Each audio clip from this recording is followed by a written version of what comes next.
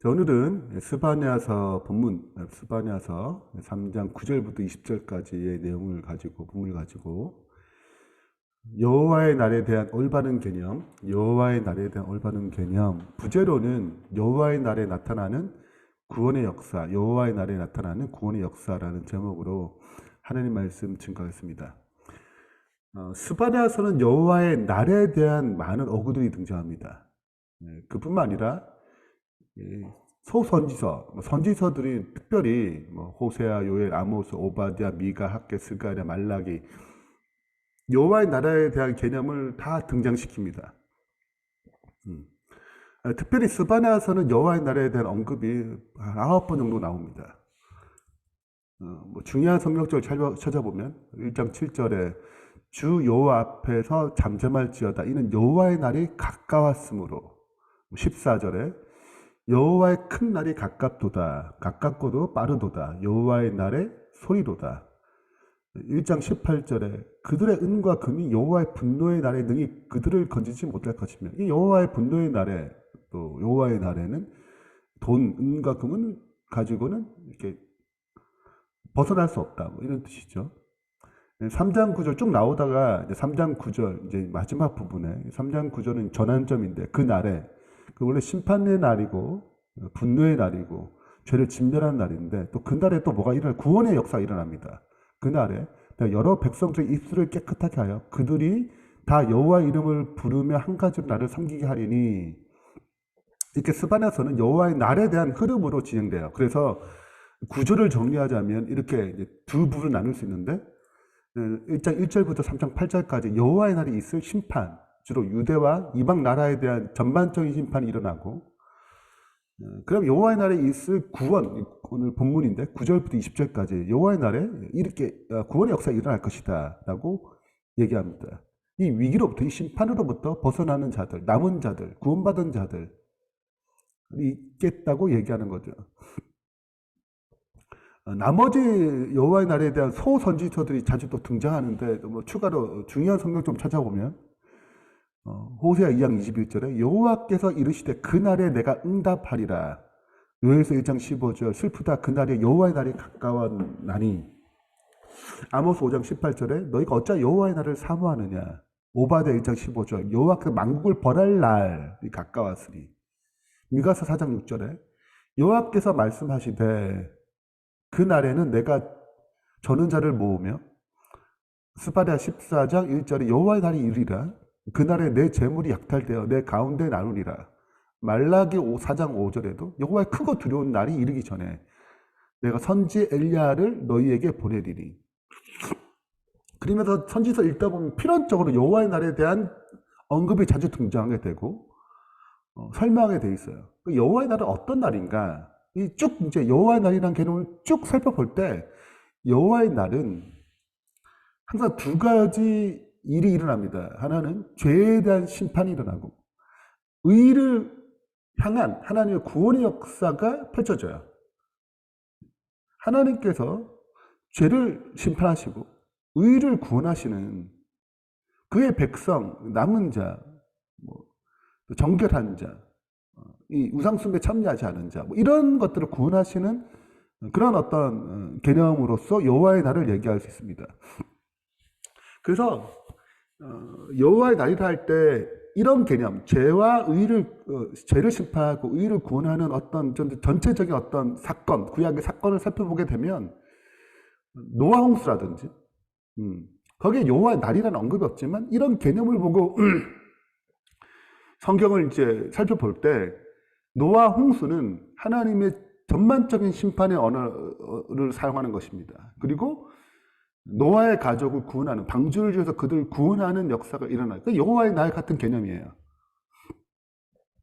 소돔과 고모라도 그렇죠. 소돔과 고모라도 하나님께서 입장하셔가지고 심판을 말씀하시고 거기서 롯의 가족을 또 건져내시죠. 네. 출애굽 과정에서 열장할 때 하나님 직접 거기 참여하셔가지고 이스라엘 백성을 건져내기 위해서 이제 열장을 허락하십니다. 거기서 이스라엘 백성 건져 나오죠. 이게 실은 죄에 대한 심판과 의를 위한 구원 이 역사를 살펴볼 때 이건 다 여호와의 날과 연관된 개념들입니다.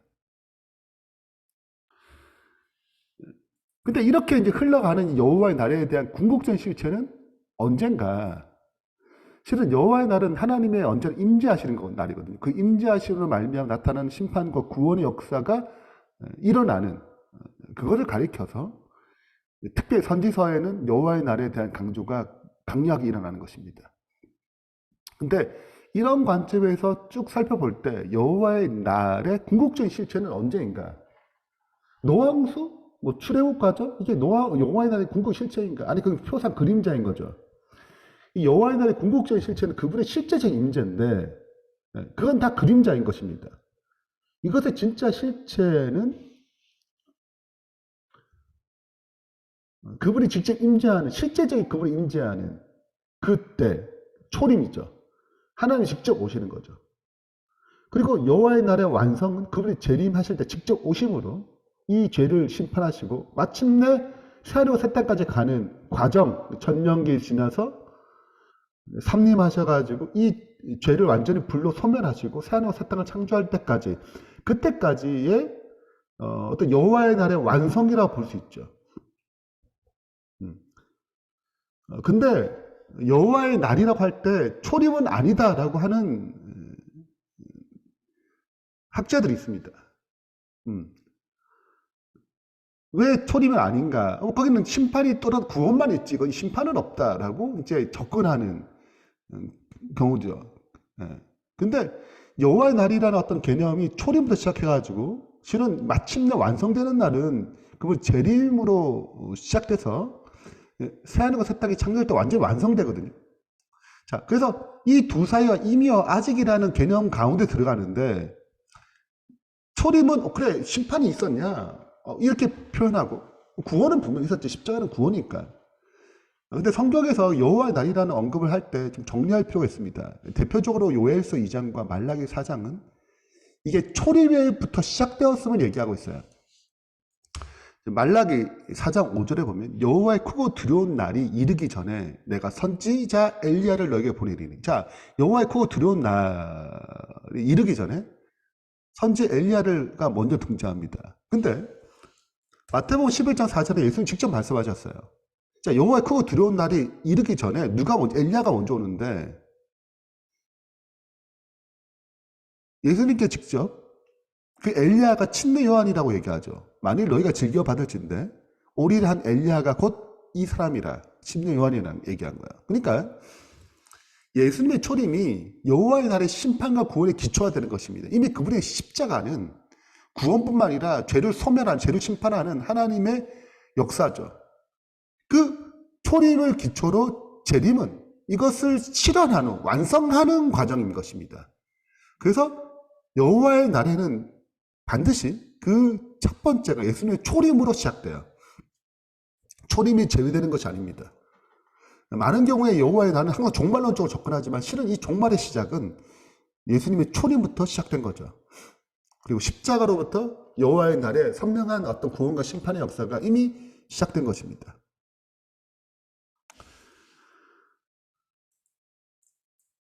요엘서 2장을 보게 되면 유명한 성경절이죠. 그 후에 내가 내 영을 만민에게 부어 주리니 그때 내가 또 내 영을 남종과 여종에게 부어 줄 것이며. 요엘서 2장 29절의 내용인데 이것을 사도행전 2장에 드디어 그대로 사용합니다. 사도행전 2장에서 그 오순절날 이렇게 인용하죠. 요엘서의 내용을 이렇게 인용합니다. 120명이 성령의 능력을 받고 오순절날 수많은 사람들 앞에서 이렇게 선포하죠.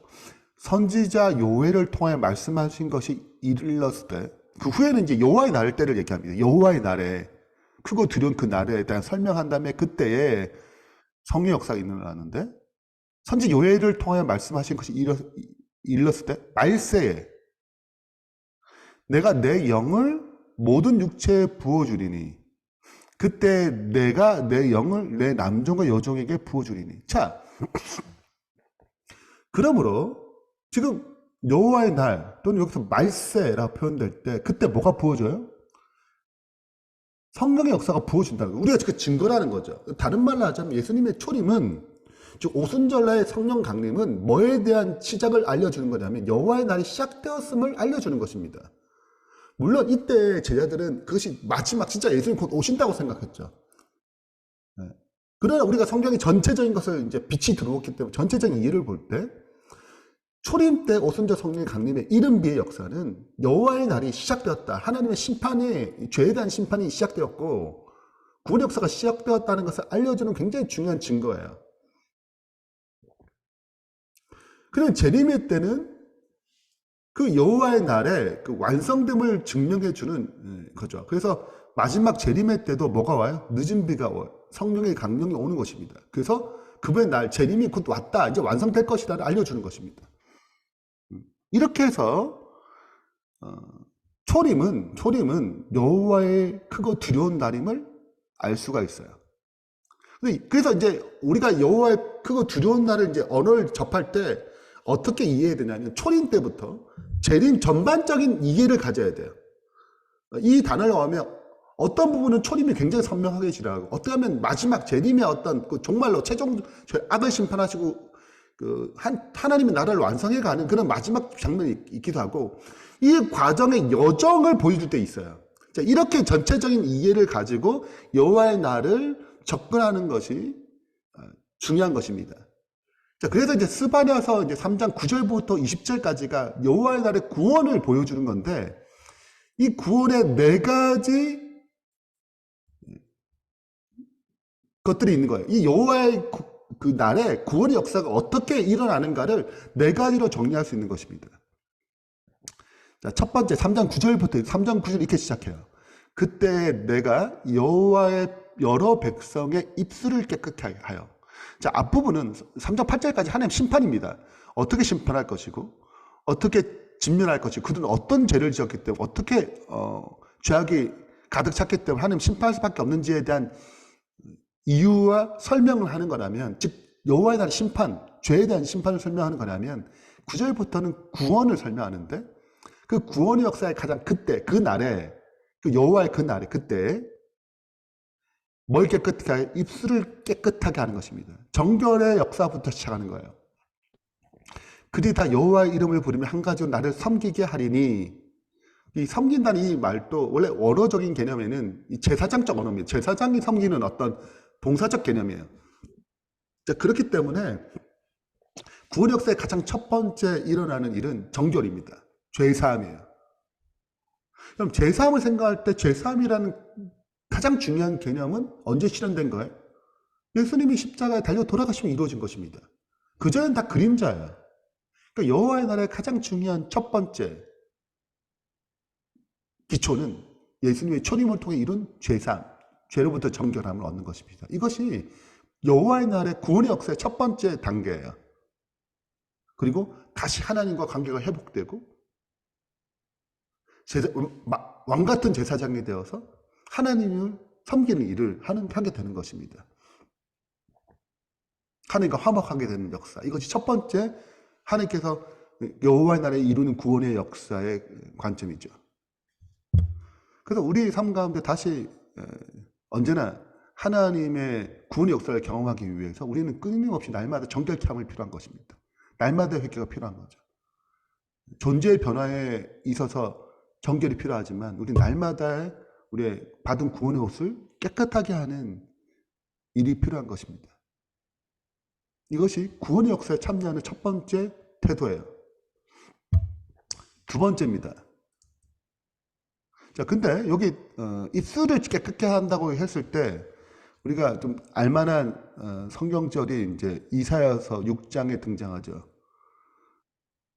이사야가 하나님의 보좌를 보고 자기가 부정하다, 입술이 부정한 자라고 얘기했을 때 스랍 천사가 와서 그 제단, 번제단에 집은 그 핀숯을 가져와 가지고 입술에 대고 내 입술에 닿았으니 내 악이 제하여졌고 내 죄가 사하여졌느니라고 기록되어 있습니다. 그래서 실은 우리가 이제 전도서 공부할 때 우리가 이제 말, 언어, 그 말에 대한 대쟁투를 살펴봤는데, 입술은 우리 전체를 대변하는 가장 중요한 키입니다. 우리 야고보서 3장에 기록된 것처럼 혀를 제하며 온몸을 제하는 건 똑같아요. 배의 키와 같다고 그랬습니다. 그래서 굉장히 이 입술은 굉장히 중요한 몸의 대표기도 하죠. 그래 입술만 정결해가지고 온몸이 정결되냐? 뭐 아닐 수 있죠. 그러나 이것이 하나의 대표적인 성향을 갖고 있기 때문에 입술의 됨으로 온몸이 정결케 되는 그런 대표적인 표현인 거죠. 자, 이렇게 해서 정결케 하는 역사가 일어나는 것입니다. 이사야서는 이렇게 정결케 된다면 무슨 일을 하냐면 그분의 사명을 이루어가는 일을 하죠.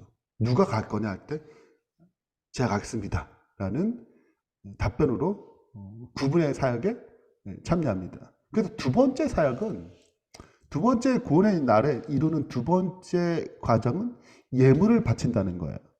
10절에 내게 구하는 백성들, 즉 하나님과 정결함을 얻어가지고 그분을 섬기는 그 구하는 그 백성들에게 곧 내가 흩어진 자, 언제나 죄의 역사는 흩어지게 만드는, 바벨탑 사건이 흩어지게 만들지만 하나님께서 오순절처럼 모으잖아요.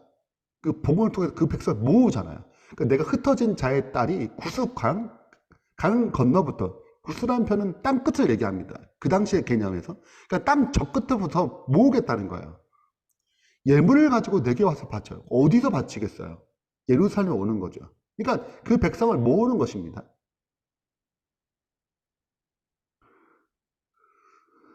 자, 근데 이렇게 하나님께 예물을 바치는데 이사야서 66장에는 똑같이 여호와의 날을 얘기하면 그 예물을 이렇게 설명합니다. 이사야 66장 20절에 나 여호와가 말하노라 이스라엘 자손이 예물을 깨끗한 그릇 삼아 여호와의 집에 드림과 같이 그들이 너희 모든 형제를 뭇 나라에서 나의 성산 예루살렘으로 말과 수레와 교자와 노새와 낙타를 태워다가 여호와께 예물로 드린대요. 자, 뭘 예물 드린다고요? 형제들 예물 드린대요. 어디 가져와서? 다 예물을 가져와가지고. 이런 측면을 보게 될 때 우리가 딱 생각나는 가장 중요한 장면이 뭐냐면 그 여호와의 날, 십자가를 이루신 그 여호와의 날에 오순절 생각해 보세요. 하루에 3,000명씩 예물을, 그 형제들을 하나님께 드렸습니다. 사도 바울의 전도를 통해서 그 당시의 땅끝까지 복음을 증거해가지고 정말로 수레와 교자와 노자 낙타를 태워서 그 예물을 그 형제들을 예물로 드렸어요. 구원의 역사가 일어난 거죠.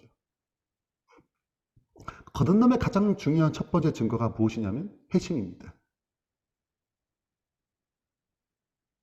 자, 그렇기 때문에